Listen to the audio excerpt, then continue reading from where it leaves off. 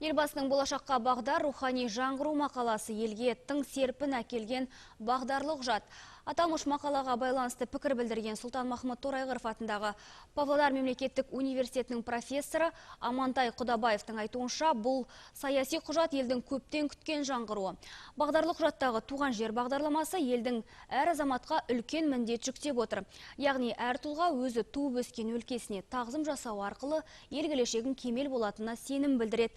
Сондықтан да бұл мақаланың берері көп дейді мәдениеттанушы Амантай Құдабаев. Туған жер деген бағдарламаға біз өте сондай қуанып отырмыз. Өйткені туған жер деген мақала міндетті түрде ол туған ауылмен байланысты. Ауыл деген қазақтың дәстүрі, ауыл деген қазақтың салты, ауыл деген қазақтың қалың қазақтың ортасы.